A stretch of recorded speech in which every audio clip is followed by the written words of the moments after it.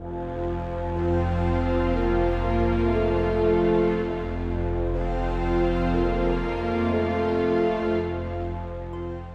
very powerful aircraft, a very powerful aircraft. Now, I mean, any aircraft in those days that could carry a 10-ton bomb was an aircraft to be reckoned with.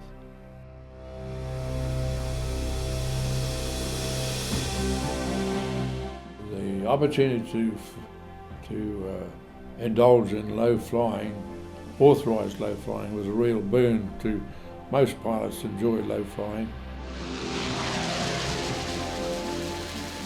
It was noisy, it was sometimes smelly, but the bomber's compartment was probably the most comfortable place in the aircraft. But it was such a bloody reliable aeroplane. We never had any doubt about the aeroplane bringing us back, provided it didn't get shot up or whatever. Flying along, looking down at this black velvet Europe underneath us, with occasional little light, occasional searchlight over there. And I used to think to myself, oh my God, just imagine having to go down there. Just imagine trying to avoid capture. Just imagine starving.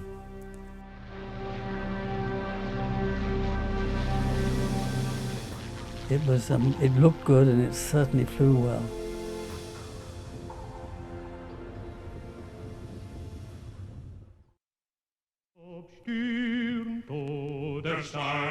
By January 1941, German domination of Europe was virtually complete.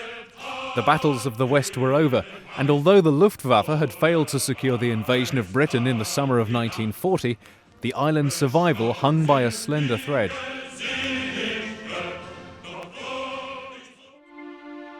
Since the autumn of 1940, British cities reeled under the onslaught of the Blitz. Night after night, the drone of approaching enemy aircraft brought yet more destruction and horror. On May the 11th, 1941, London shook as 550 German bombers launched the biggest raid to date. By the time the early light of dawn found its way through the dust, some 1,400 civilians had been killed. People began to wonder how much longer London could endure such punishment. Tens of thousands of British workers were homeless.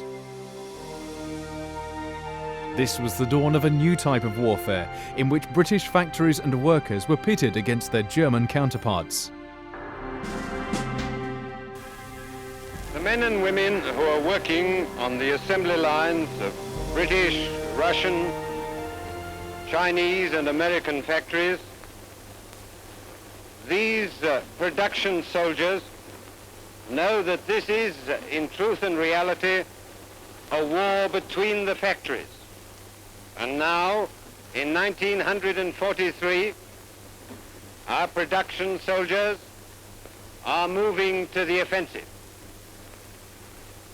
Giant bombers, like these massive Lancasters, are rolling off our production line. In a war between the factories, the winner will be those who are able to carry the greatest weight of bombs and drop them on the enemy. Thus, and thus alone, will the air power of the United Nations bring that increasing volume of attack against the enemy, which will help us bring the war to a happy conclusion. Britain's war effort was further damaged by the attacks on British shipping.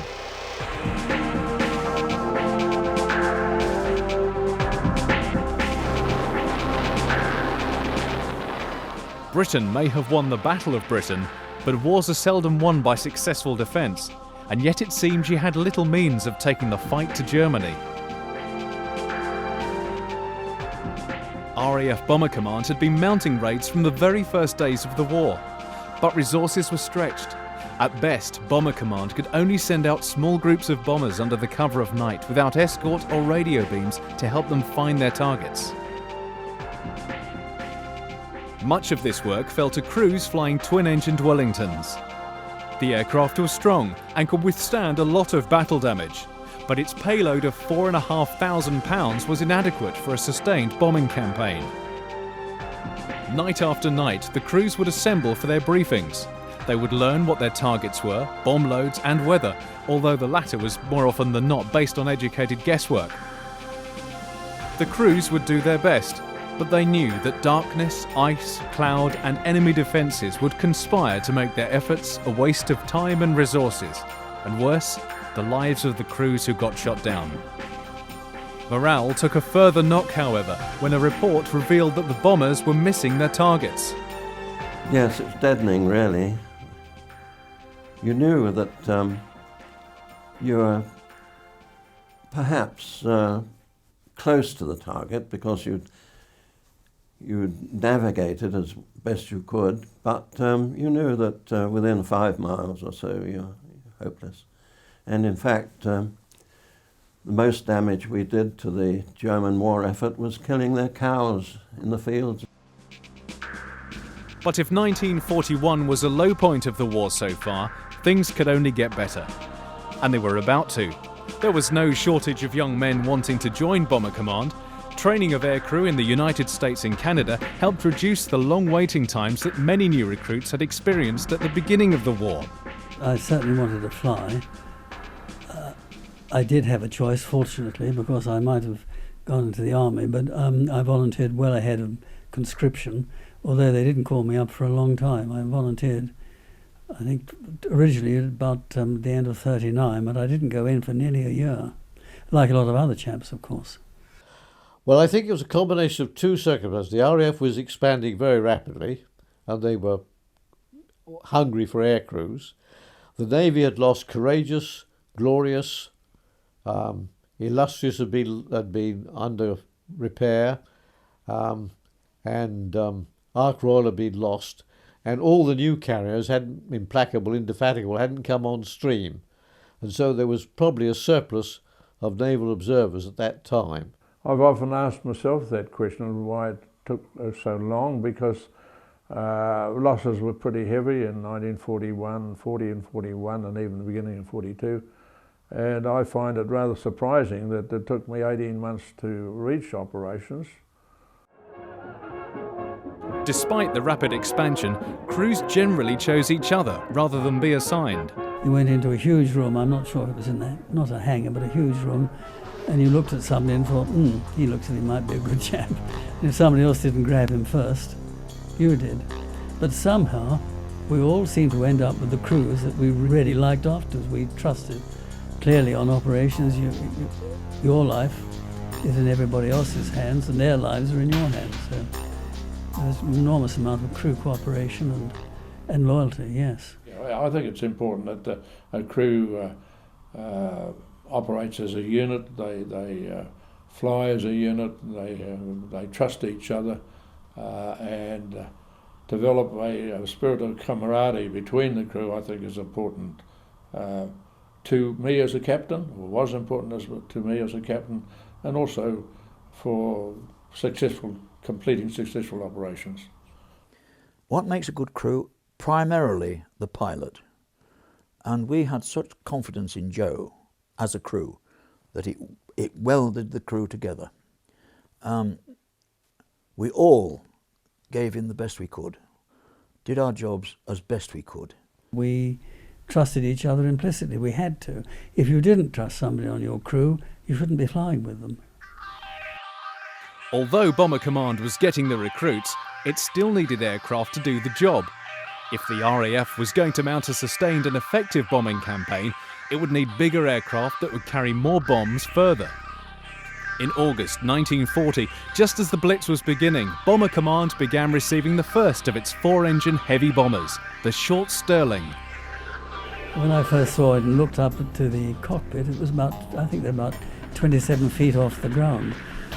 I thought, that looks a bit of a challenge, yes. It was like a ship inside, which had huge wheels for fuel tanks. You couldn't do it yourself. The flight engineer had to go back to the middle of the aircraft and turn these wheels around. But then it was built by Shorts of Belfast, who just usually built ships. Once inside, we got onto the flight deck, which was really capacious. You looked around and thought, rather like the bridge of a ship. But once you were there and everybody was in place, you were flying an aeroplane. It was more difficult on the ground, actually, for taxiing than it was in the air. Once in the air, it was fine. It was a good aeroplane. Just as the Stirling was beginning operations in early 1941, another even more powerful aircraft was about to join the fray. The Avro Lancaster was an aircraft that would play a significant role in the final outcome of the war.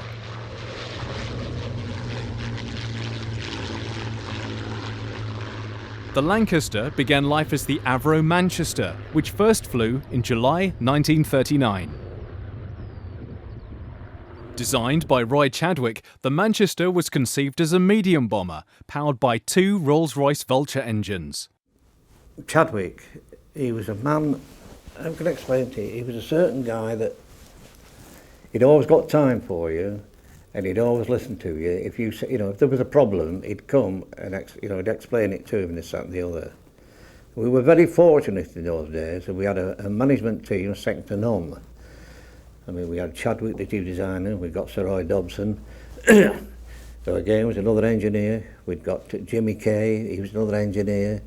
Teddy Fielding, he was a great production man, no doubt about it. What he said on production went. And they all knew the job, and they weren't frightened of taking the coats off and having a go with you. Some 1,200 aircraft were ordered, but only 200 were actually delivered due to the engine's unreliability and the Manchester's performance. For example, its operating altitude was between 10 and 15,000 feet, which meant it was vulnerable to flak. The problem was that the engines weren't all that dependable at the time. They had a lot of big end trouble, and strangely enough, towards the end of the war, the conversion units were doing most of their flying on the Manchester, with only a few circuits on the Lancaster to fit them for their squadron postings. But the problem was that the Manchester wouldn't maintain height on one engine. So if you lost an engine, if you could maintain height and keep the oil temperature down without opening the oil temperature control, then it would maintain height and you could get back. But if for some reason the operating engine began to overheat and you inched the oil cooler flap open, then for some aerodynamic reason the aircraft would begin to lose height. And not many people got back from long distances on one engine. Early in 1940, there were discussions regarding proposals for a Manchester 3, powered by 4 Rolls-Royce Merlin engines, which were proving very successful in Spitfires and Hurricanes. But in 1940, all the available Merlins were needed for the unfolding fight for survival during the Battle of Britain.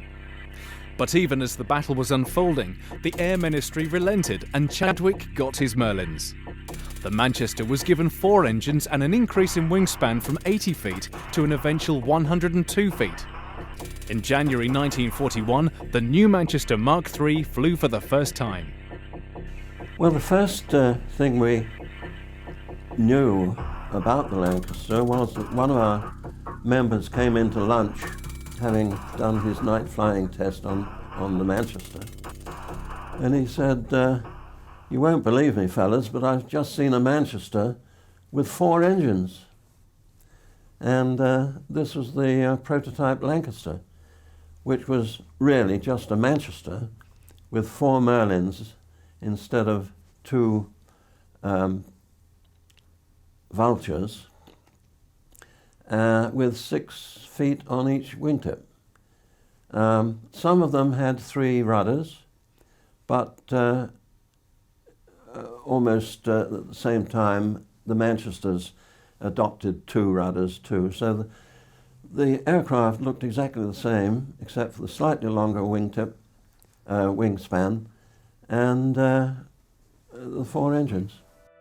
The balance of some 1,000 airframes originally ordered as Manchesters were now converted to the newly christened Lancaster. During the winter of 1941, the first production machines began rolling off the production lines. The first 3 aircraft were delivered to number 44 Squadron on Christmas Eve 1941. Large-scale production was now underway at Avro's Chatterton factory and at Metropolitan Vickers factory at Castle Bromwich. The Lancaster was starting to roll, and that really went in. The rhythm was terrific. These women came in, you know, and we're teaching them how to rivet, and in no time at all, they were knocking them off like shelling peas. It was, honestly, it was really marvellous the way they just took to it. Everybody had their own job, and my particular job at that time on Lancaster production was fitting engines and props. Now, as you know, East Lancaster had 4 engines, 4 props. I used to do 16 engines a day and 16 props. That's not counting the night shift for foreigners on. We'd come in the morning and the aircraft, just the fuselage, to be on the floor ready for buttoning up, as we call it, at the end of the factory, and the factory's 1/4 of a mile in length and 1/3 of a mile wide. By 5 o'clock at night, that particular aircraft we were working on was up at the top hangar here, going through the doors ready for engine run. With all the others, we had 3 lines to go at, you see. We had a production line of Metropolitan Vickers. They were doing Lancasters in Trafford Park, but they came here for assembly. So you got a Metrovic line and you got 2 Avro lines. All putting them all together as they were rolling. There was 50 aircraft a week going out. The airfield was absolutely crammed jam with them. You couldn't breathe for them, ready for going off into, you know, to the RAF. Not counting, all the way around the factory was all these Lancasters waiting to come in the factory for assembly. But the rhythm was absolutely, it never stopped. Now, we were working 12 hours a day, 7 days a week. As we finished, the night shift came in, and as they finished, we came in. So you can imagine what it was like, you know, absolutely terrific the way things rolled. Now, the engines, a lot of them were being shipped down from Scotland, and the lorries were coming in one behind the other. It was like a great big marshalling yard here at Woodford, seeing all these trucks coming, these lorries. And the far line, must have had about 500 or 600 engines parked every day. As fast as we fitted them, lorries were bringing the replacements in to fit. There were also plans to build Lancasters in Canada at the Victory Aircraft facility in Moulton, Ontario. The first British Lancasters were designated B1s, while the Canadian aircraft were B10s. The wings and fuselage were built in 5 sections, with all the required equipment fitted before final assembly. One of the main criteria for the Canadian-built Lancasters was the need for interchangeability of parts with British examples to avoid problems with servicing and maintenance.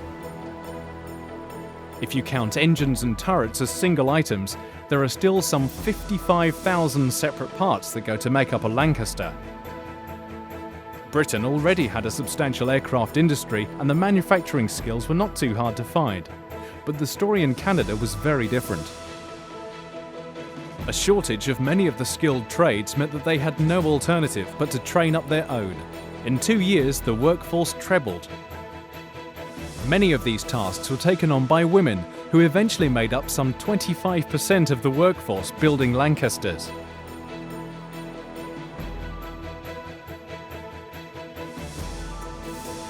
Although the Canadian versions used American-made instrumentation, which was obviously easier to source, they were otherwise identical to their British counterparts.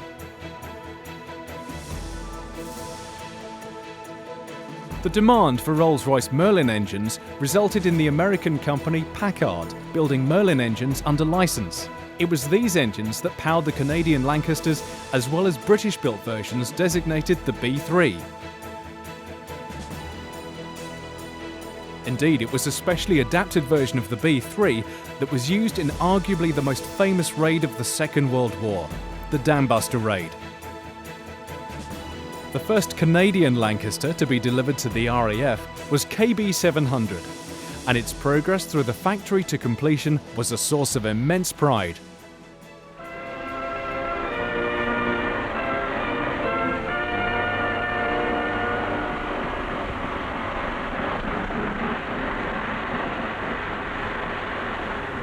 Yes, she was nearly ready for battle. And as we looked at that long, slender plane, we thought of all the work we'd put into it, the months of effort, and now the reward. Some had doubted that the thing could be done, but we knew we could do it.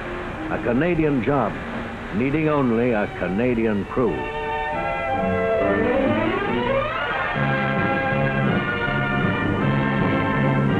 And there they were, right in our plant, every one a veteran of more than 30 operational flights, some of them flown to Canada a few minutes after their return from a raid on Europe.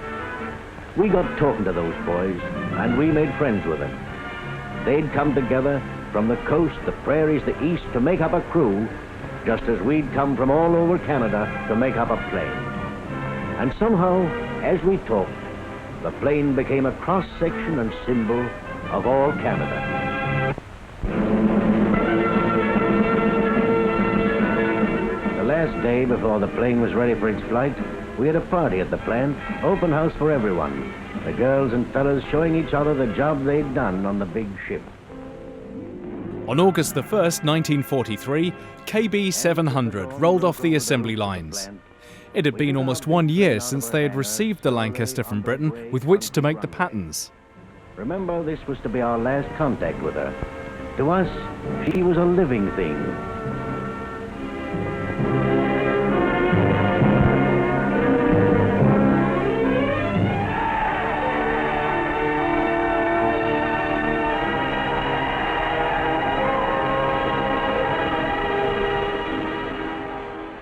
The aircraft was christened the Ruhr Express and was scheduled to join No. 6 Group in Bomber Command, which was almost entirely crewed by the Royal Canadian Air Force. In Canada, a white Scottish Canadian, Saskatchewan born.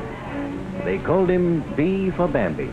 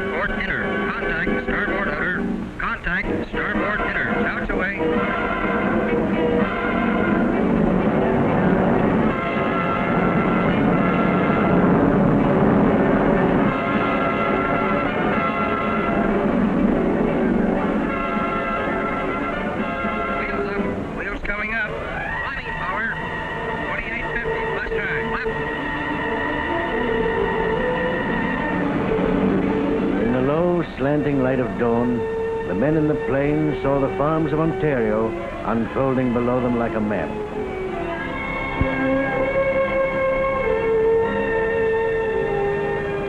First course, 087 degrees, 087 degrees.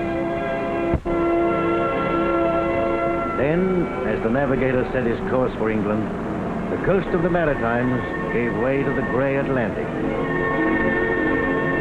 The boys kidded among themselves as they crossed the ice floes way out at sea. I wonder who's taking Joyce out tonight. I don't know. She probably wasn't going to meet Mike anyway. Oh, yeah?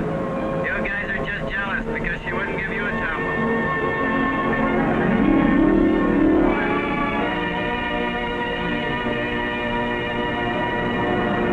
It was cold at 7,000 feet over the Atlantic, above the clouds. At dawn, when the sun came out, they went down a few thousand feet to get warm.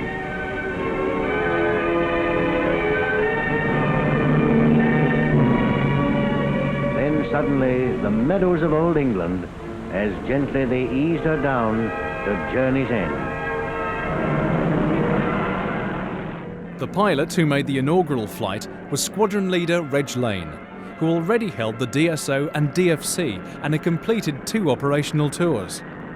Not surprisingly, such a considerable contribution to the war effort was warmly welcome when they arrived in Britain.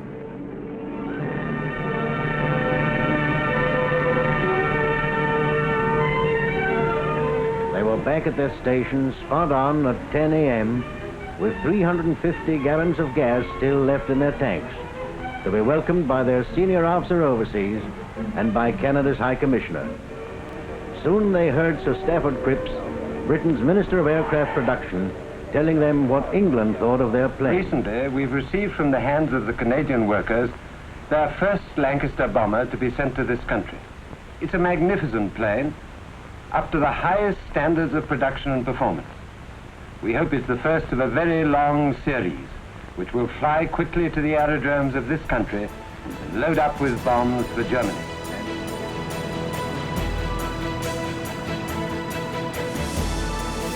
Production at the Victory Aircraft Factory was to rise to 1 Lancaster a day. Sadly, however, KB700 was not to survive the war. An hydraulic failure while landing back after her 49th mission on January 2nd, 1945, resulted in a crash that left her beyond repair. The irony was that she was due to return to Canada after her 50th mission as a memorial to Canadian aircrews.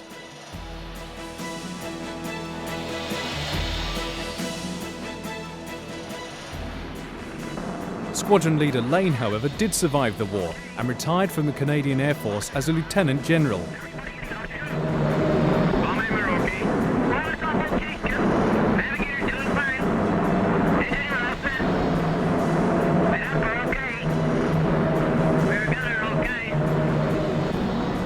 But aircraft built in Canada was not the only solution to the problem of not enough aircraft.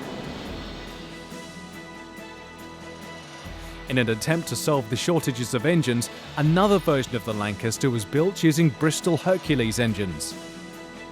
As these were radial engines, their profile was completely different to the inline layout of the Merlin. Designated the B2, Armstrong Whitworth was awarded the contract to build these examples at their factory in Coventry.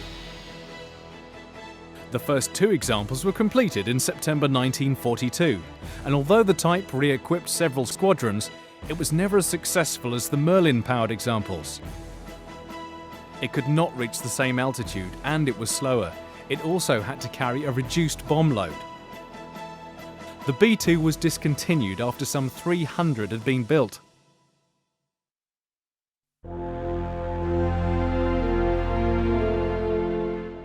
By the time the production of the Lancaster ceased on the 2nd of February 1946, 7,377 aircraft of all marks had been built.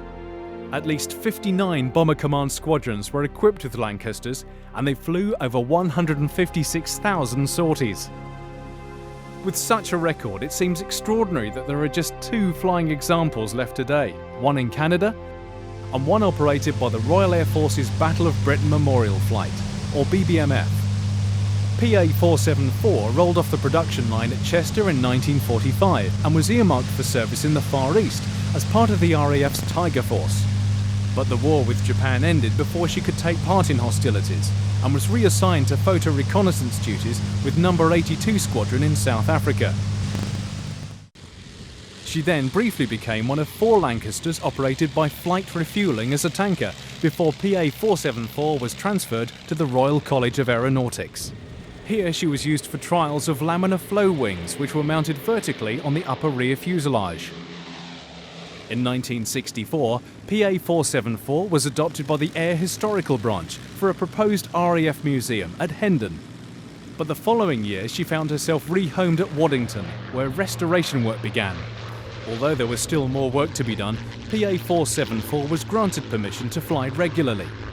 Finally, with restoration work ongoing, PA-474 joined the BBMF. Since then, she has become a regular and eagerly anticipated participant at air shows. As she flies as a memorial to Bomber Command, PA-474 has flown in a number of different wartime paint schemes during her years of display service. Here she is in the scheme of WSJ Johnny Walker, an aircraft from No. 9 Squadron, which took part in the first attack of the Tirpitz, flying from Russia. More recently, following a major service beginning in the winter of 2006, PA-474 emerged in a new scheme, commemorating aircraft EE-139. Christened Phantom of the Ruhr, this aircraft flew over 120 operations while in the service of 2 squadrons, No. 100 and No. 550.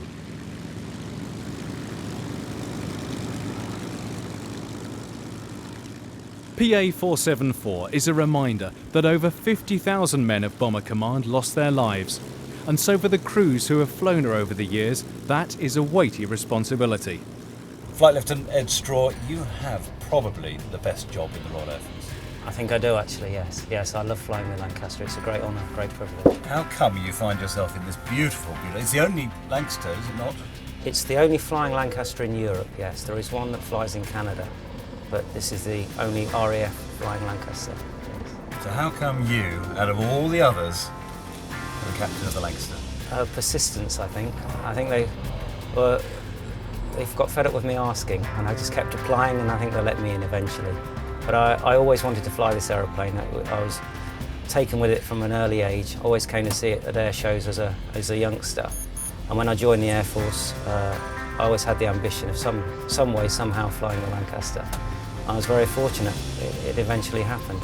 It must be, on many occasions, a very emotional thing to do, to be flying the Lancaster on such state occasions, air shows, and often veterans, no doubt, come to visit you. They do, and when I joined the flight, I thought that flying the Lancaster would be the best part of the job.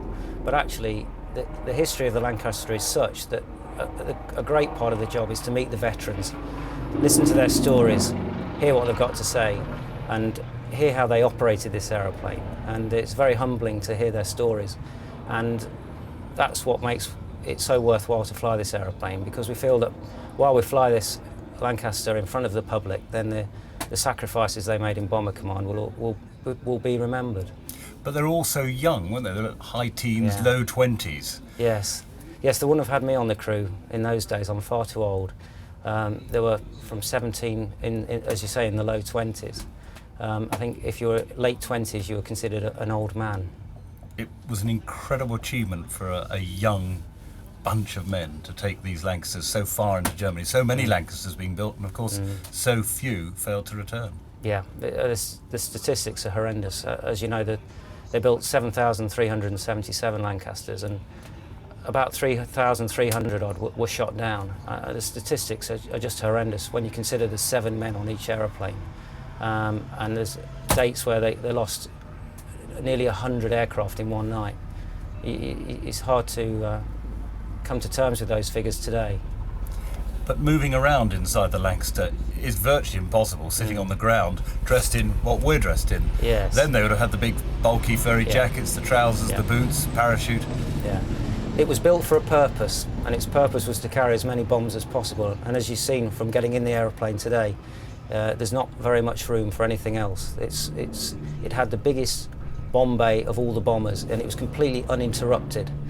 So the main spars ran above the bomb bay, which makes it very difficult to get in and, as you say, get out of. So unfortunately, Lancaster crews took a heavy toll once they were hit by fighters or by flak. It was a very difficult aircraft to get out of. Now you fly this in daylight, yes, in good weather, yes, not in rain. No. This instrumentation, it's not a huge amount of instrumentation to do everything they achieved. I'm very happy that they've left the flight, the controls and all the instruments exactly as they were and as they should be. We have nothing added except from a modern radio which is hidden away and an IFF. But other than that, we have exactly the same instruments that they had in 1943-44. IFF being what? It's just so for air traffic, so they give them a squawk so they can find us more easily on the radar. Display flying the Lancaster requires a crew of 4, the pilot, co-pilot, navigator and flight engineer. In wartime this would have been 7, as there would have been a bomb aimer up front and 2 gunners in the top and rear turrets. But what has not changed is the need for calm professionalism of the ground crews, whose dedication to getting the job done is, and always was, so often overlooked. The air crew depended on their ground crew as much as they depended on each other in the crew. And our ground crew, that was one of the values of the wartime flying. Each aircraft had its own ground crew and air crew, and they worked together as a team. And our ground crew were always there to see us off, and they were always there to see us back. They were a great group. And as long as you had that relationship between the ground and the air crews, that was more confidence you had. I never felt that I wasn't going to come back. And I think that was probably subconscious, confidence in Joe to start with, but also confidence in the ground crew, making sure that aeroplane would get there and get back again. And that was all part and parcel of the whole setup of that particular part of the war. Once all the pre-flight checks are completed, the engines are started in sequence. They are then run for several minutes to bring them up to the correct operating temperatures and pressures. Once the pilot is happy, the chocks are removed and the power checks carried out to ensure the engine's magnetos are operating correctly. If all are okay, some 15 tons of Lancaster begins to move, taxiing out to the runway. Manoeuvring a Lancaster on the ground requires deft use of brakes, engine power, as well as use of the rudder pedal to initiate turns.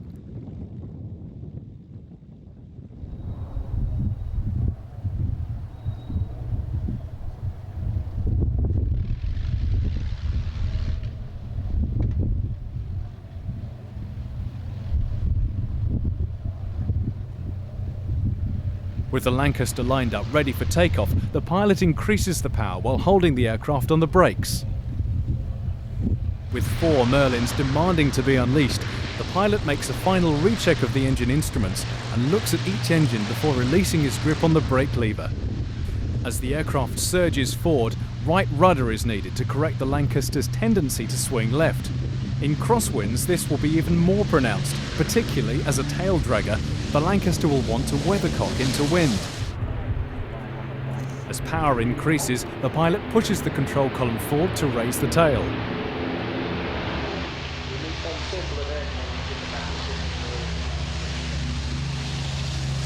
At 90 knots, or 103 miles an hour, the column is eased back and the Lancaster gently lifts off the runway.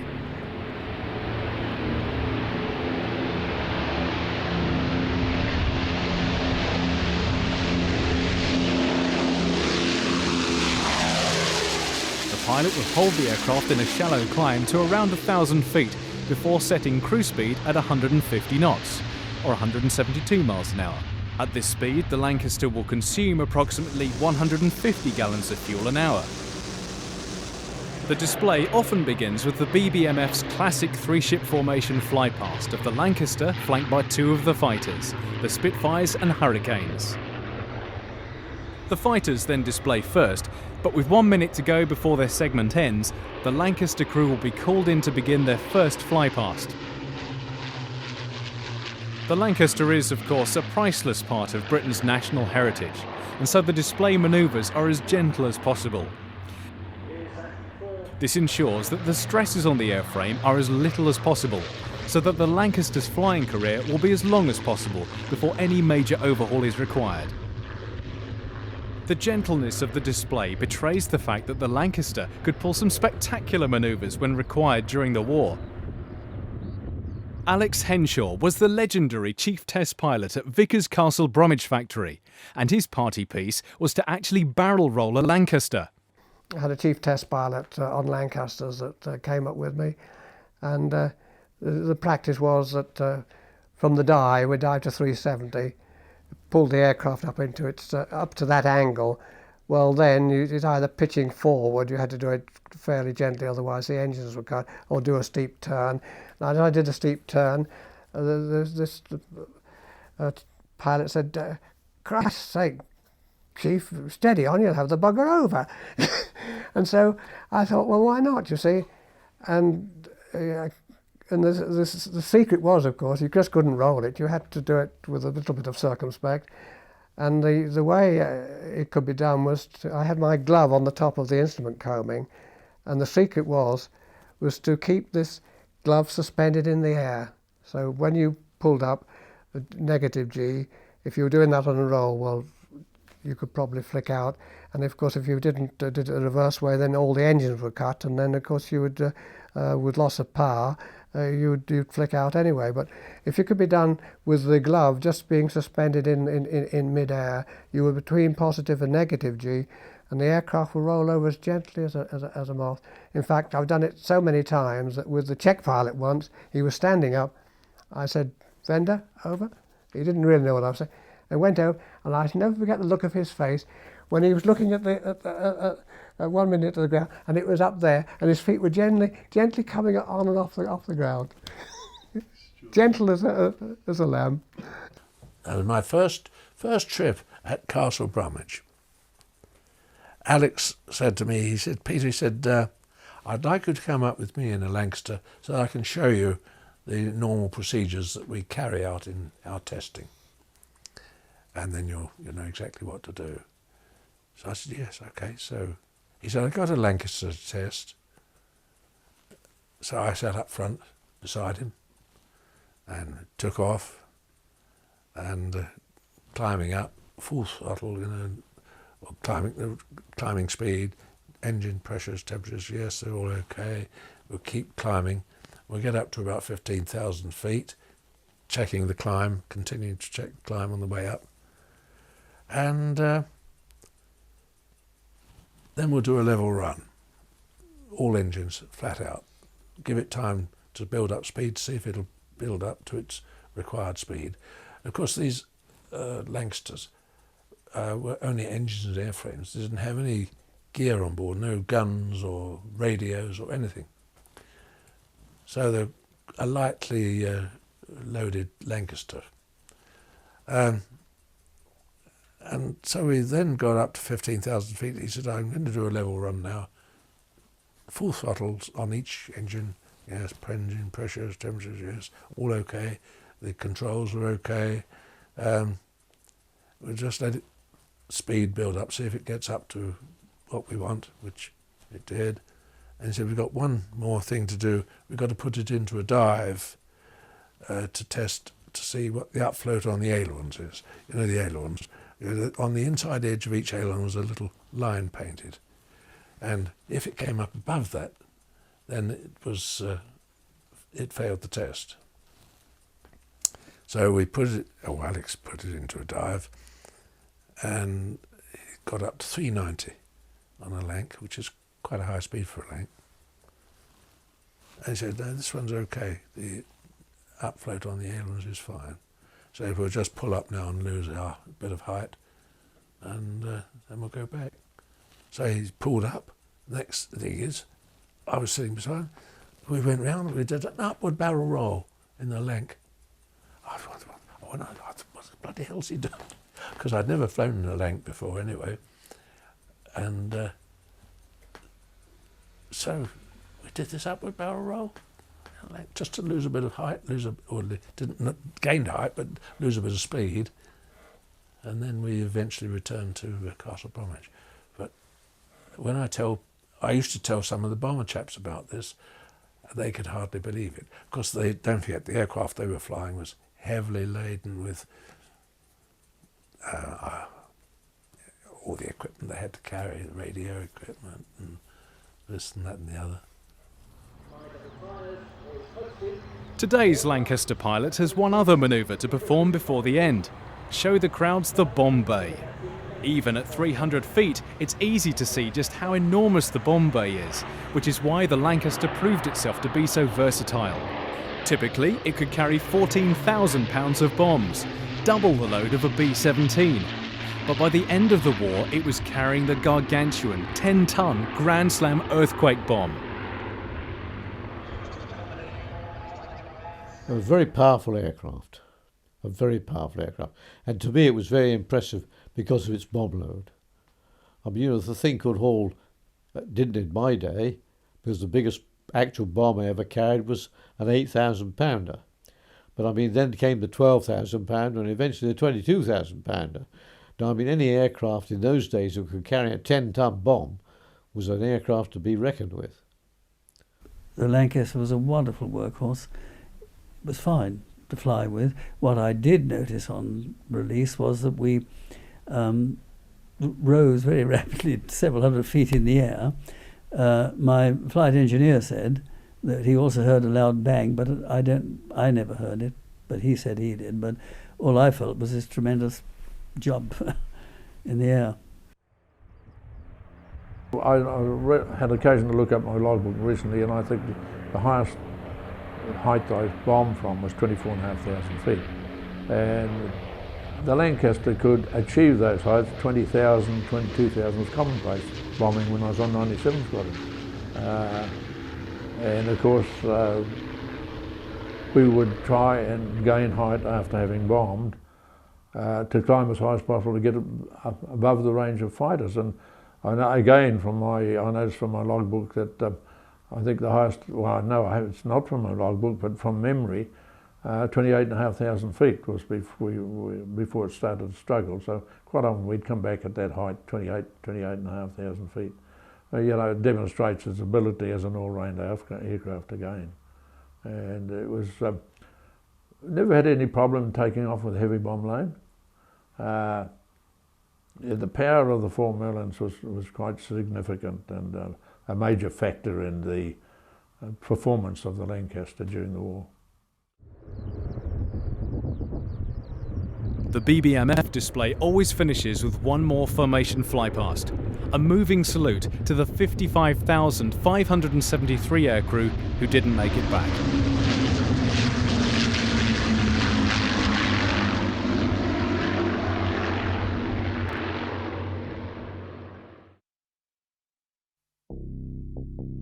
The Lancaster made its operational debut on the 3rd of March 1942, when 4 aircraft of No. 44 Squadron were sent off on a mine-laying sortie off Heligoland Bight in the North Sea. All returned safely, and a week later Lancasters took part in their first night bombing raid on Essen. The arrival of the Lancaster in service coincided with the appointment of Air Marshal Arthur Harris as overall Chief of Bomber Command. He was determined to pursue an aggressive bombing campaign against Germany, and in the Lancaster, he had the aircraft with which to do it. The Nazis entered this war under the rather childish delusion that they were going to bomb everybody else, and nobody was going to bomb them. At Rotterdam, London, Warsaw, and 100 other places, they put that rather naive theory into operation. They sowed the wind, and now they are going to reap the whirlwind. Let the Nazis take good note of the western horizon. There they will see a cloud as yet no bigger than a man's hand. But behind that cloud lies the whole massive power of the United States of America. When the storm bursts over Germany, they will look back to the days of Lubeck and Rostock and Cologne, as a man caught in the blasts of a hurricane will look back to the gentle zephyrs of last summer. It may take a year, it may take 2, but for the Nazis, the writing is on the wall. Let them look out for themselves. The cure is in their own hands. There are a lot of people who say that bombing can never win a war. Well, my answer to that is that it has never been tried yet, and we shall see. Germany, clinging more and more desperately to her widespread conquests and even seeking foolishly for more, will make a most interesting initial experiment. Japan will provide the confirmation. Lancasters were quickly accepted into squadron service, proving themselves to be sound and reliable workhorses. Many Lancaster raids would make headline news, and several have become enshrined in British culture. The first Lancaster operation to make the news was a raid by 44 and 97 squadrons on the MAN diesel factory at Augsburg in southern Germany. Not only was it to be one of the furthest raids yet mounted by Bomber Command, it was also the Lancaster's first daylight operation. We went into the briefing room and saw the usual tape from base to the target, which stretched all the way down to southern Germany. And everybody roared with laughter. Obviously, they're pulling our legs, you know. And that was the first long raid, and the first daylight, too, with the Lancaster. So when they convinced us that they were serious, we all wrote our little letters of goodbye to our families and went to lunch, and that was that. I had a certain amount of luck on my side because I was only the reserve. We were sending 6 aircraft from 97 and 6 from 44 Squadron. And I was the 7th on 97. But we carried along, and we had a lunch and did the briefing and went out to the aircraft, so on and so forth. And we got into the aircraft, and my wildest op said, "You know, Skipper, having done all this, it's a pity we're not going with him, isn't it?" So I said, "Don't you dare talk like that." And just at that moment, Warrant Officer Harrison's Lancaster on the next hard standing was starting up, and I noticed he's having a bit of trouble with number 1 engine. And eventually he shut down all engines, so I knew that we were no longer the reserve. One thing I learned, or I hope everybody learned, was that it was no good bombing in Vic formation if your Vic was wider than the target. In fact, I was on the right-hand side of our Vic, and I just couldn't get far enough in. My bomb aimer was saying, "Left, left, left," and I had another wingtip here, so I just couldn't get any closer. And foolishly, I said, "Well, give me a couple of seconds, and I'll bank to the right and try to throw the bombs in a bit." And it unfortunately didn't work, because I've seen photographs of the bomb holes since then, and right alongside the wall of the assembly shed, which was our main aiming point, there were 6 bomb holes, perfect straight line, but about a yard off the line. The leader of our formation, Flap Sherwood, he was just on my left, as I said, and as we fled from the target after dropping our bombs, at about 20 feet, right on the ground, I could see shells bouncing on the ground as they were firing at our retreating forms.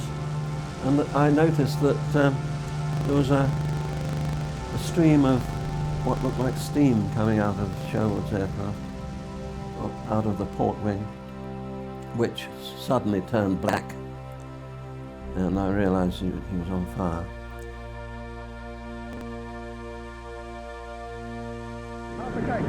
All set, sir. Let's lighten up this trip. Despite the loss of 12 aircraft, Lancasters were quickly re-equipping Bomber Command squadrons. On the night of May the 30th, 1942, the first spectacularly large attack was mounted. Just over 1,000 bombers, Lancasters, Stirlings, Wellingtons, everything that Bomber Command could lay its hands on were assembled into a force to strike at Cologne in an operation codenamed Operation Millennium. Of the 1,047 aircraft that took part, 868 reached their target. What arguably stunned the Germans more than the sheer number of bombs dropped that night was the realization that Britain could muster such a large force. Throughout 1942, Bomber Command was able to increase the pressure on Germany's infrastructure as more and more Lancasters arrived. Night after night, and in all weathers, the crews settled into a routine of briefings, preparation and operations. One tour was 30 ops.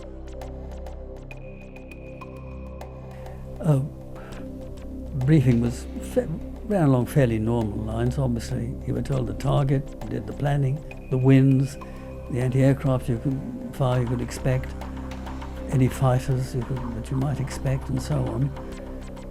And then we went ahead. That was a general briefing, and then bomb aimers went for their briefing, navigators went for theirs, the gunners and so on. And you went to, usually with your navigator, you went into briefing, and he did the plotting and courses, and you watched him and talked it over together. And then either went out to the airplane or waited or went back. Well, I beg your pardon, you normally went back for a meal, a flying meal, which was always the same, it was delicious. Remember, there was rationing in those days, but we were always very well fed. And then you waited for the transport to take you out to the aircraft. And I suppose waiting for either a flare to go up from the air traffic control so you could get in and start up, waiting there on the grass beside the aircraft, that was probably the most taxing time. And it might be a very cold winter's night or a very bright summer's day, but that was, once you got into the airplane, you had things to do and you settled down. And really settled down. You just sort of just bore out what you had to do, and that was it. You just went ahead and did it. Cabin service wasn't very good, but I mean, you were issued before you took off a bar of nutty and money, German money, and a flask of coffee. In fact, in the Lancaster book, it gives the requirements for a 1,000 bomber raid, and it's absolutely staggering, the amount of organisation that went into putting up 1,000 aircraft. I suppose at that stage, where are we? We're in getting towards the end of 42, and we're still basically mainly on Ruhr attacks, known as the Happy Valley in those days. And it was a question of going into briefing each day and the same target would come up. It would be the Ruhr Valley, Essen, Dusseldorf, Dortmund, wherever. And it was always the same site. Oh Christ, not again. But we went on these, and various other trips. Munich, we did Munich.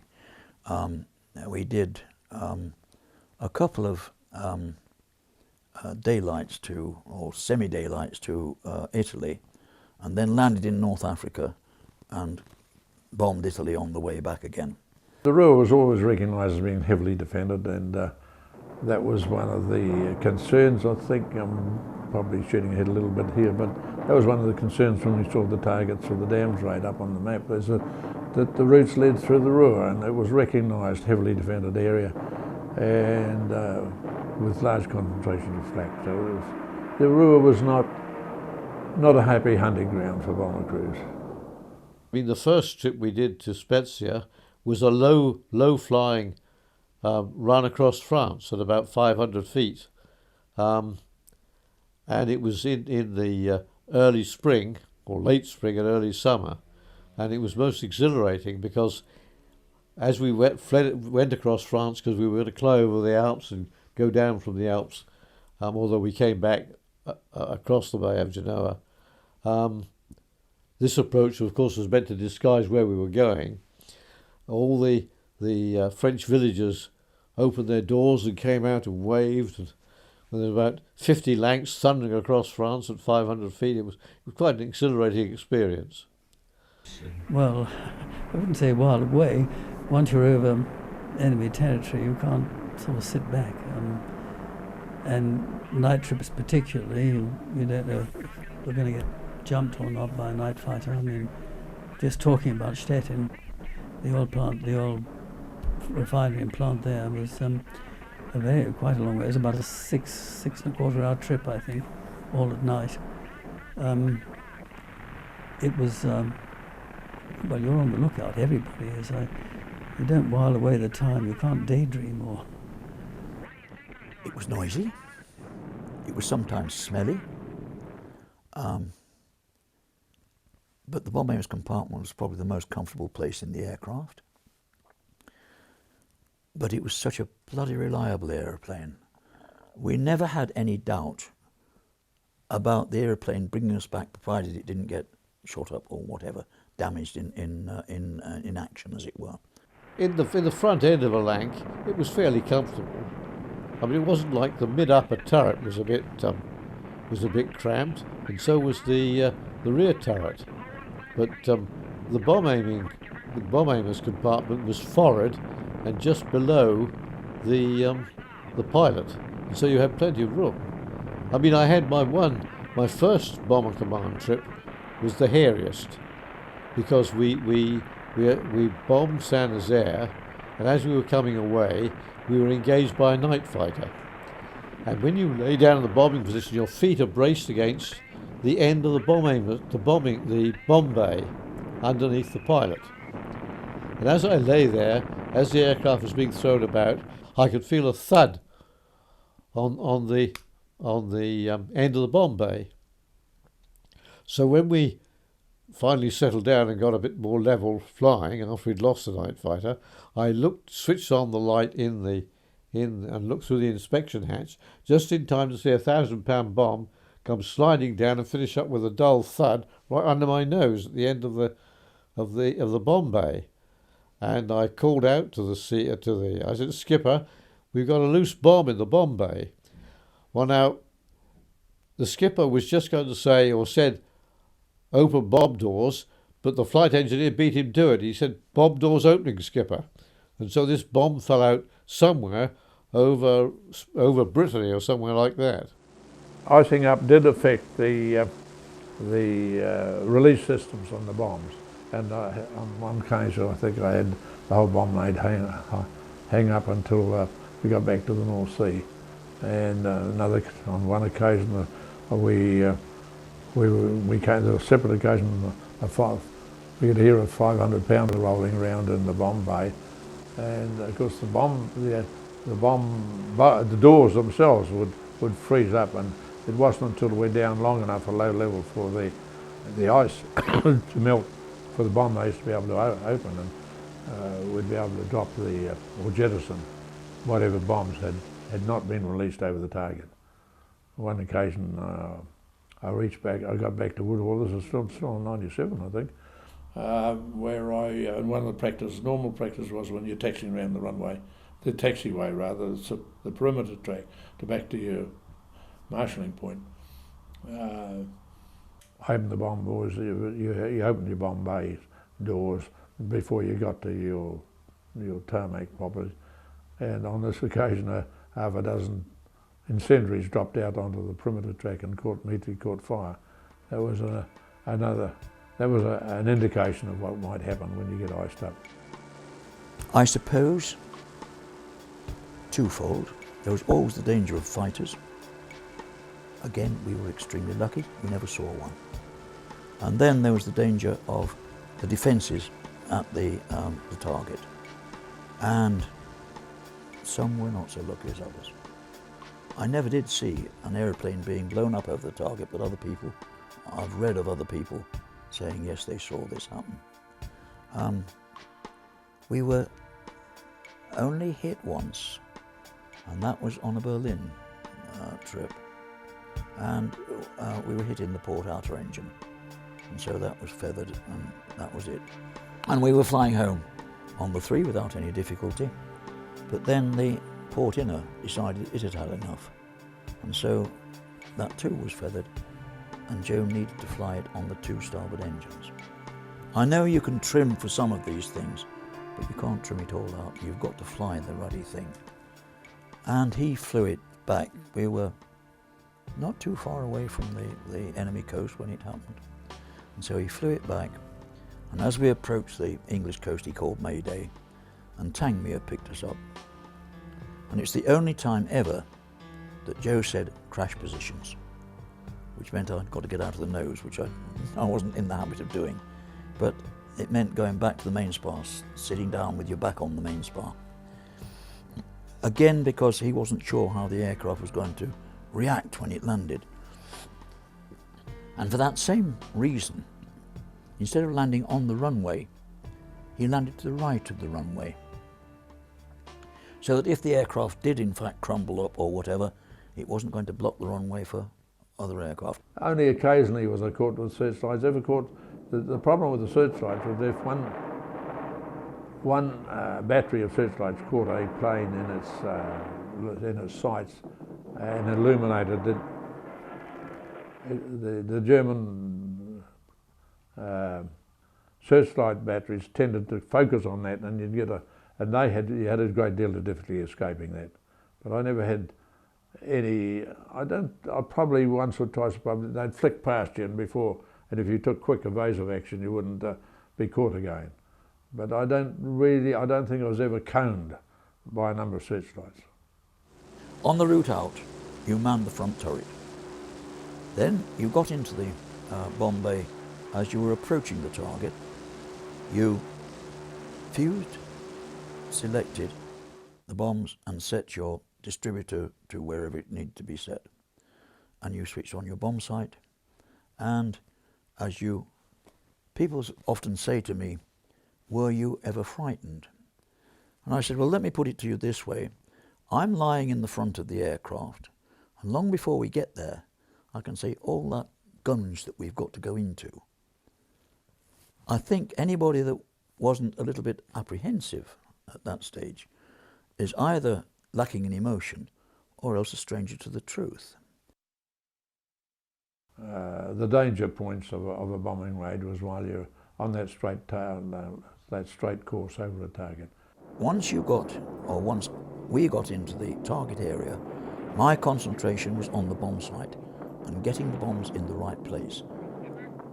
It wasn't easy in the early stages because the Mark 14 bomb site wasn't the most accurate of instruments. It was the only one we had.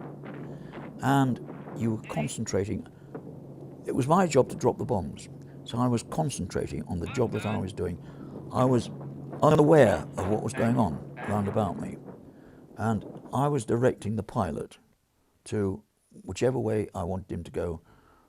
The standard bomb aimers jargon was left, left, steady, right, steady, and as long as it was steady for a while, bomb's gone. In July 1942, the United States Army Air Force joined the fray, with the 8th Air Force launching daylight raids from their bases in East Anglia and Cambridge. American doctrine may have been completely different to bomber commands, but even American crews were impressed by Lancaster's capabilities. The CEO of the aircraft was a Captain O'Brien, and we took off, but just before I left, Gibson said, I'm just going to take a Lanc up for an air test for tonight. He said, I'll come and form 8 on you. And so we took off the Liberator, and all of a sudden this Lanc came right close up. And the Americans said, you guys are used to formation flying. And I said, good God, no, we fly independently at night. Ooh, all panic on the bloody cockpit. And all of, because they didn't like the idea of people not used to close flying, although with their own people they were. Anyway, all of a sudden, we were doing about 200 knots, I suppose, and all of a sudden, Gibson opened the taps and this Lanc went up in a climbing turn and turned away. And all the Americans said, Jesus! It was a tremendous demonstration of power, speed. It really was terrific. But for all the countless sorties flown by Lancaster crews during the war, there is one that remains one of the greatest, most daring feat of arms of all time, the Dams Raid. The attack was led by Wing Commander Guy Gibson, who was already a national hero. Volunteers were called to form a new squadron for a special operation. That's all we knew. I suppose the next surprise was knowing that it was going to be low-level flying. That was great. Having been at 10, 12, maybe 15, occasionally, and sometimes at a push, and then the prescribed height was going to be 100 feet. Well, hey! For me, lying in the front, that was absolutely exhilarating. Just lying there and watching the old ground going woof, woof, woof, straight past. The exhilaration of low flying, 220 miles is great, and you've got, providing you can become competent at gauging how far ahead obstacles are and being able to pull up to clear them.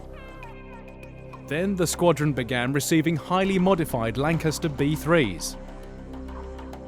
The aircraft had been modified to carry a mine that had been designed by the highly respected aviation designer Sir Barnes Wallis. Then the aircraft arrived, and the first question was do those bloody things fly? Because they'd lost their mid-upper turret, they'd lost their bomb bay as such, and they'd just got these 2 arms sticking down just behind the nose. God, what's that? And one of them had got a wheel on it. What the hell are these things about? And then the bombs arrived, and they were just glorified dustbins. And then it became obvious that those arms were going to carry those 2 bombs. That was one thing that we were able to work out for ourselves. 12 aircraft took place on the trials of inert bombs on over the 11th, 12th, 13th of May. And 6 of those were badly damaged through splash from flak. I was one of the guilty ones, and I can't remember whether I was too low or too high. We undertook cross-country flights almost daily, and what, 3-4 hour flights. Most of them incorporated flying over the Derwent Water or the Uppingham Reservoir, and 1 or 2 subsidiary dams that I don't ever remember from that some of the others flew over, but I didn't. I do remember quite vividly or quite clearly the times I flew over the Derwent Water, and then we'd go north and I'd come down the North Sea and home that way. Then there was a question of how we were going to do our exercises. All navigation had to be by map reading, and the bomb aimer and the navigator would each have their own maps. The nav would suggest what they were supposed to be looking for. I would be looking for it. If I could see it, that was it. If I couldn't, I would look for something else that I thought was an equal pinpoint, and he would be able to adjust according to that. Some crews, when the route was drawn in on the map, they cut it down to just either side of that route and put it on a roller, so that they unrolled it as they went along. The concentration was on not only the pilot low flying, but concentrated. There was our concentration was on all members of the crew being able to on visual navigation, undertake visual navigation, and be able to identify targets while approaching them at low level and at 220, 230 miles per hour. The other peculiar thing was that we had to make our own bomb sights. And the bomb sight consisted of a triangle of plywood with a pin in each of the corners. There had to be a specific distance between the 2 in the base pins. There had to be a specific distance from the middle of those 2 to the apex pin. Why, God only knows. And then poles were set up the target area, which was Wainfleet bombing range. And they were set up at a particular distance. And the idea was that you put the 1 pin to your eye and you directed the aircraft to bring the 2 pins in line with these 2 posts, and then you dropped your bomb. We used practice bombs for that. They were plotted by the range staff, and when they came back, if they were anything other than very close to the right place, you were in a bit of a lumber. You had to explain why it had happened and get out and do some more, but quick. We'd now discovered that on the Saturday night before the actual raid, Barnes Wallis showed us the film of his development of the bouncing bomb. And so we learnt then that wheel on the edge there was attached by a belt from it, went back into that bit of the bomb bay to a little Jap engine in there, and that was going to revolve the bomb backwards. It had to be backwards.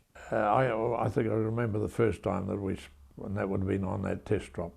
We spun it at 500 revs a minute, and that really had a major effect on. Well, not major, but it certainly had an effect on it, because you could feel the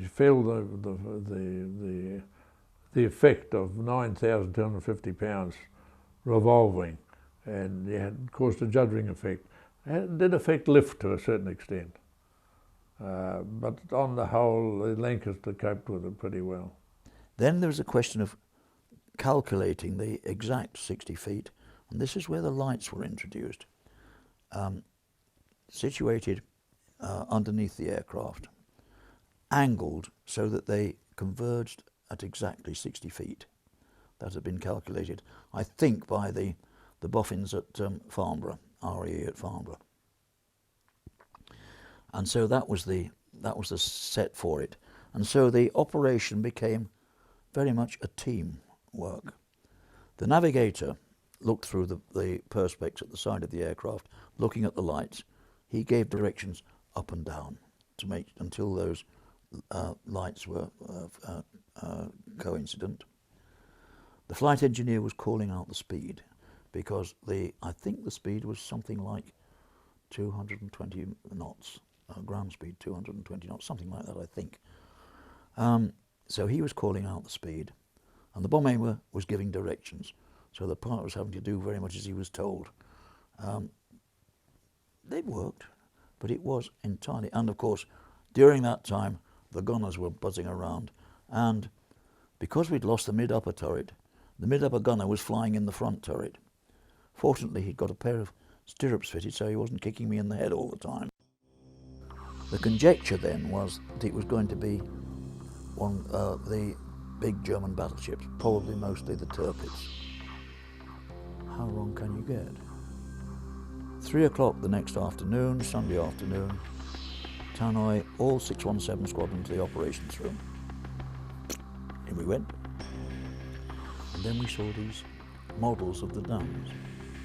They had the Moan and the Zorp there, but they hadn't been able to finish the Ada in time.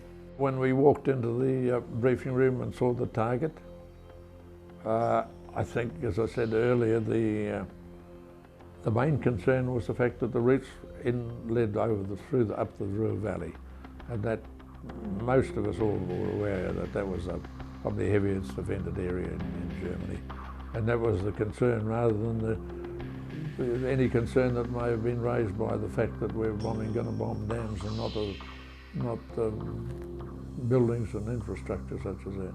Originally, there were 5 aircraft briefed for that particular, and the thing that I suppose to some degree disappointed us, that all that training, bombing training we'd done, we weren't going to use. Because with the Zorpa, A, it had no towers, so we had nothing to sight on, and B, it was so placed within the hills that you couldn't make a head-on attack anyway. And so we were briefed that we had to fly down one side of the hills, level out with the port outer engine over the dam itself, so that you were on the water side, just on the water side of the dam, and estimate. We weren't spinning the bomb at all, it was an inert drop. Estimate as nearly as you could to the centre of the dam to drop the bomb. That was the briefing. Well, I was one of 5 aircraft that were flying due east from Lincolnshire to a spot above the island of Veerland. The first 9 aircraft led by Gibson went further south. I turned at our turning point, I turned down and went and approached the island of Veerland, and I could see the breakers as I approached the island. I could see the breakers ahead breaking on this foreshore, and see the sand dunes above the level of the sea. And I gained a certain amount of height just to clear them. I must have been flying, I think I was flying pretty low, about 30 or 40 feet or something like that. And I flew to be on the safe side and had actually cleared the top of the dunes and was losing height on the other side when the line of tracer appeared on the port side and was hit by one shell on the amidships and on the Lanc, which cut all the communication and electrical systems. And when everything went dead, I carried on and asked the wireless operator if he would inspect the damage and see whether it could be repaired. In the meantime, I was circling around in the Zeta Z, and when he came back and said no, at that stage we were communicating by lifting the flaps of our flying helmets. It was the only way we could converse, yelling in each other's ears. And when he came back and said no, it couldn't be repaired, I made the decision that to return to base, and it was going to be, because it was absolutely essential. Navigation would have been extremely difficult without being able to communicate with the navigator and with the crew being able to identify targets. And even if we'd got to the target, how would the bomber have been able to direct me as pilot on the run up to the dam hall? So I believe I had no alternative, and reluctantly made the decision to go back, and had the dubious distinction of landing the first one to land with a live bomb on, live upkeep. Yeah. Joe opened up the taps a little bit, so we tried to make up as much time as we could. And as we were approaching the islands going in, he said he sensed that the gunners would hear the aircraft, they'd recognise the noise of the aircraft, and so they'd be gunning straight away. And he could see these two sand dunes, so he went down in between them to avoid the flag. And we were toddling along just south of Ham, and this goods train was coming up at right angles, toddling along there. And Joe Batson in the front turret said, "Can I have a go, Joe?" And I think reluctantly so, Joe said, "Oh yes, okay." And so Ron opened up with these little 303s in the front turret. What we didn't know, it wasn't just a goods train, it was an armoured goods train, and it replied with rather more than 303s. We knew we'd been hit. We felt it, we heard it, and we felt it. But nothing seemed to happen as far as the aircraft was concerned, so we just pressed on. We eventually found the Zorp. It was a bit difficult because as we were approaching it, the mist was beginning to develop, and it was a bit difficult to find until we actually did find it. Once we got to the target, it was absolutely clear, brilliant moonlight. And then we saw what we'd really supposed to do. And what they hadn't told us at briefing was that there was a church steeple on the side of the hill from which we were supposed to attack. So what did we do? Did you get down low and lift a wing to get over that? Or Joe said, "No, likely." He said, "We'll use that as a marker, and then we'll go down from there and get down to 60 if we can." Well, doing that and getting the aircraft in the exactly right position was more than a little bit difficult. If I wasn't satisfied, I called dummy run and we went round again. If Joe wasn't satisfied, he just pulled away and left me to call dummy run, and away we went round again. And it took us actually 10 runs to get it right, but on the 10th run, I said, "Bomb gone," from the rear turret, "Thank Christ." And so up we went to avoid hitting the hills on the other side. So we couldn't see, Joe and I couldn't see what the explosion was like, but Dave could in the rear turret. And these bombs, mines, or whichever they would like to be considered, were fused to explode at a depth of 25 feet. So it was going to roll down, just hit the edge of the dam, to roll it down, and at 25 feet it would up. The bombs themselves weighed a total of 9,000 plus pounds, of which 6,500 pounds was explosive. So when that goes off at 25-foot depth, it's going to move a hell of a lot of water. And Dave said he reckoned that water went up to a height of about 1,000 feet. Although 2 of the dams were breached, the Lancaster force paid a high price. 8 aircraft were lost with 56 aircrew. Of those, only 3 survived to become prisoners of war. For those who made it back, there were royal receptions and decorations, including a Victoria Cross for Guy Gibson. But once the adulation had died down, there remained the question of what to do with such a highly trained unit. It wasn't until Cheshire took over that we got more au fait with what our role was going to be. I mean, we were not aware that we had there'd been any specific designs for our role by group headquarters or anything like that. But in the first couple of raids, I think under Cheshire, it was felt that the marking, illumination of a target of the marking by PFF wasn't quite satisfactory for our point of view, or from the Scottish point of view, and Cheshire and Mickey Martin. said, right, let's mark them ourselves at low level. No. So we're marking targets at low level with Lancasters. And it was felt that the Lanc was a bit too cumbersome for low level marking and that sort of thing, and manoeuvrable. So Cheshire persuaded Troop to give them 4 mosquitoes, so they marked them more mosquitoes. Our role then was almost entirely on attacking specific targets on our own, without any help from PFF or anything else. And so that, right till the end of the war, I think our role, the 617 role, was Pacific targets rather than blanket bombing. Another famous mission for number 617 Squadron came in September 1944. Their target was one of the German Navy's most powerful battleships, the Tirpitz. A joint force of Lancasters from number 617 and 9 squadrons was to attack and sink the Tirpitz using another Barnes-Wallis-designed bomb, the 12,000-pound Tall Boy. One of the great things about the Tall Boy and the Grand Slam was that if it got hit by flak, it had such a great big thick shell on it that it took the flak and not you. So it was a protection, and it was safe to land with, whereas if you had a cookie on board, that's the 4,000-pounders, that was very dangerous to land with, because if for any reason you detonate, any reason at all, a hard landing or it dropped or something, everything went up.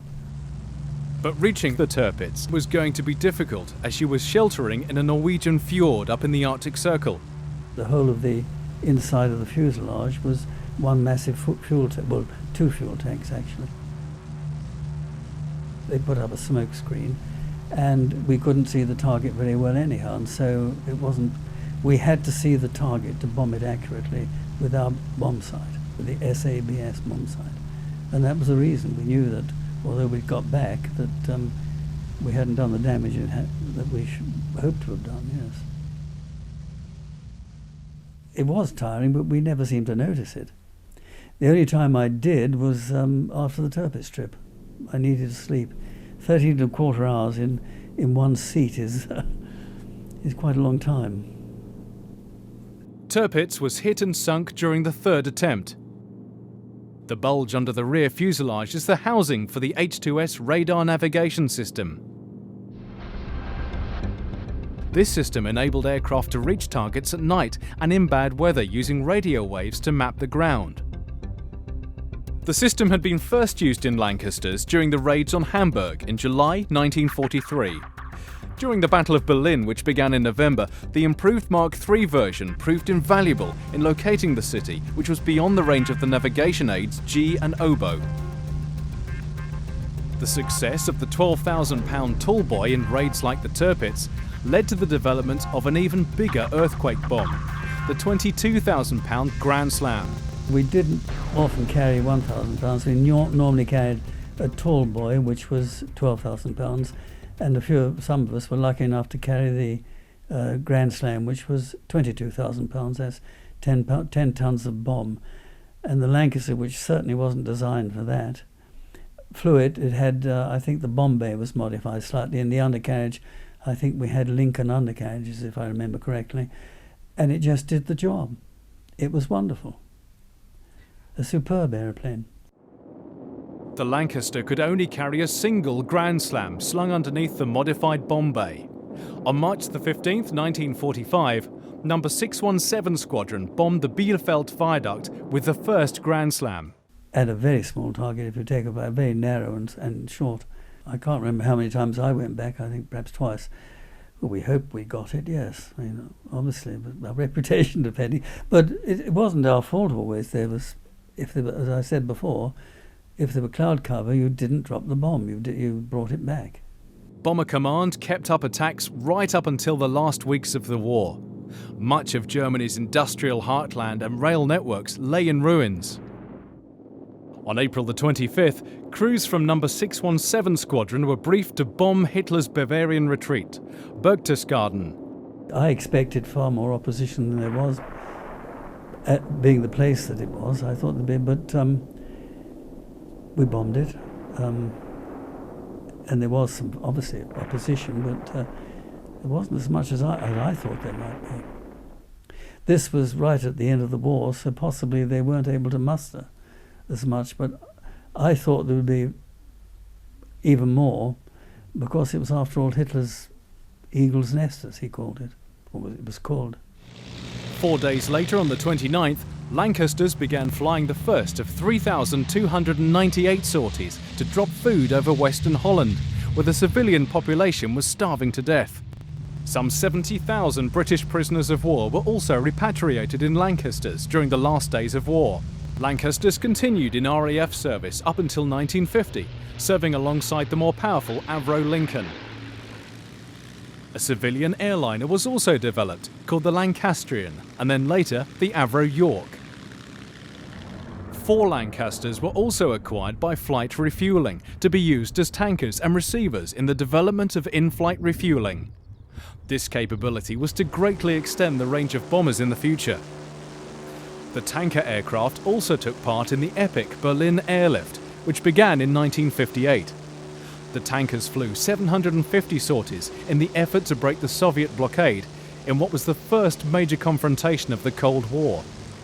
Another development of the Lancaster, which was to play a vital role during the Cold War, was the Avro Shackleton. Shackleton served as long-range maritime patrol aircraft for the Royal Air Force right up until 1992, after the Cold War was over. But it is for its role in the Second World War that the Lancaster will always be remembered. The countless operations, the spectacular special missions, and the sacrifice and courage of her crews. It is because of these things that PA 474 of the Battle of Britain Memorial Flight remains such a potent symbol. It's a role she will continue to perform well into the 21st century, as the voices of the men who flew them fade into history.